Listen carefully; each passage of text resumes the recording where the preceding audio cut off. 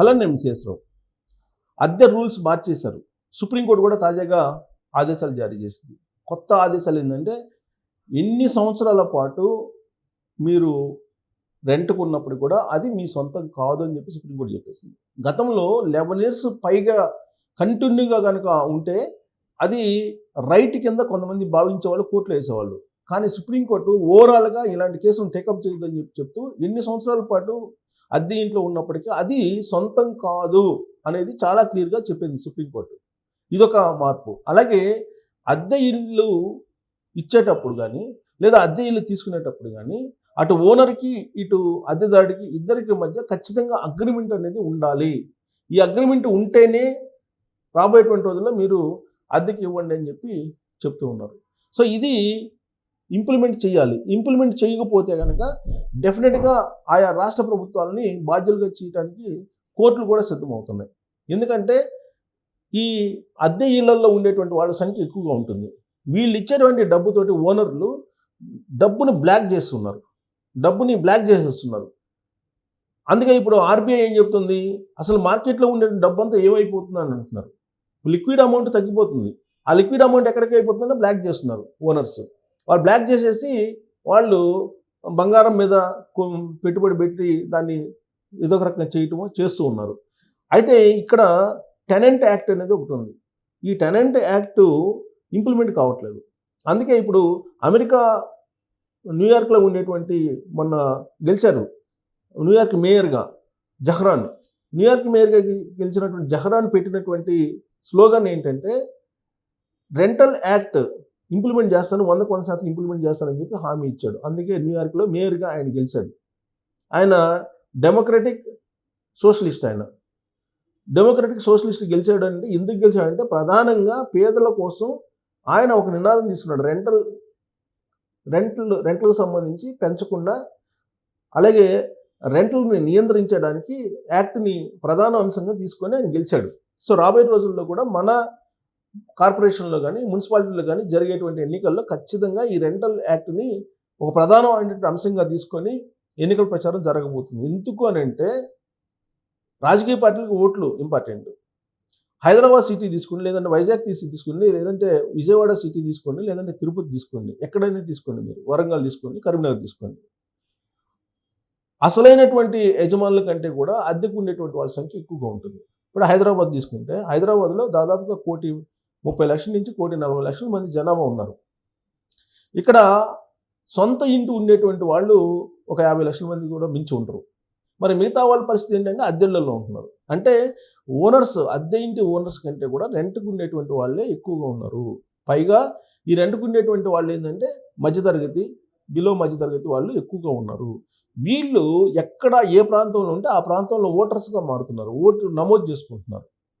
ఆ కారణంగా ఓనర్స్ ఏమో వాళ్ళ ఓటర్స్ తక్కువ ఉన్నారు. ఎందుకంటే ఒక ఇంటి ఓనర్ ఉన్నాడంటే అతను ఓటింగ్ కూడా వెళ్ళడు. ఎందుకంటే ఆదాయం ఎక్కువ ఉంది కాబట్టి ఆదాయం ఎక్కువ ఉన్నటువంటి వాళ్ళు ఉన్నత వర్గాలు ఓటింగ్కి వెళ్ళట్లేదు.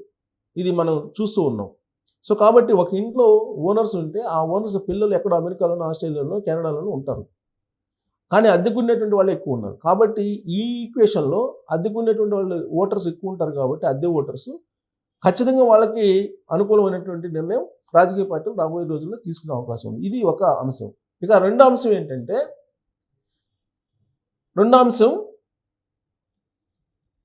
మాఫియా.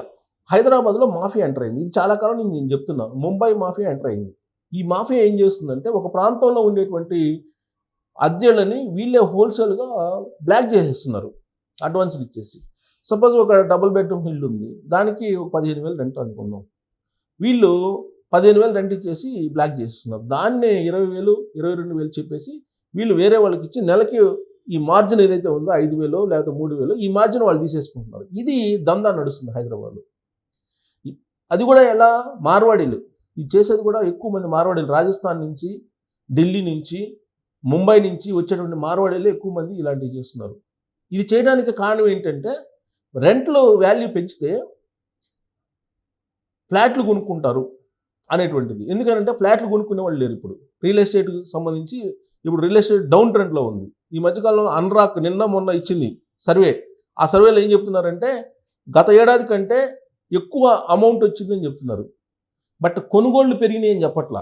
లాజిక్ చూడండి, మీరు లాజిక్ గమనించండి. మీరు రియల్ ఎస్టేట్ అనురాగ్ సంస్థ ఇచ్చింది ఏంటంటే గత ఏడాది కంటే రెవెన్యూ పెరిగింది, రియల్ ఎస్టేట్ బాగుంది, 20% పెరిగిందని చెప్పి ఇచ్చారు. నిజమే, 20% పెరిగింది రెవెన్యూ. ఎందుకంటే గత ఏడాది సపోజ్ ఒక 1000 కోట్లు వచ్చింది అనుకున్నాం రిజిస్ట్రేషన్ రూపంలో, ఈ ఏడాది ఒక 1200 కోట్లు వచ్చింది. నిజమే. అది ఎందుకు వచ్చిందనంటే విల్లాలు, హైరైజ్ బిల్డింగ్లు కొనుగోళ్లు అమ్మకాలు జరిగాయి, అందువల్ల అమౌంట్ ఎక్కువ వచ్చింది. కానీ ఓవరాల్గా ట్రాన్సాక్షన్స్ ఏదైతే ఉన్నాయో రిజిస్ట్రేషన్స్, నెంబర్ ఆఫ్ రిజిస్ట్రేషన్ తగ్గాయి. ఇది గమనించాలి.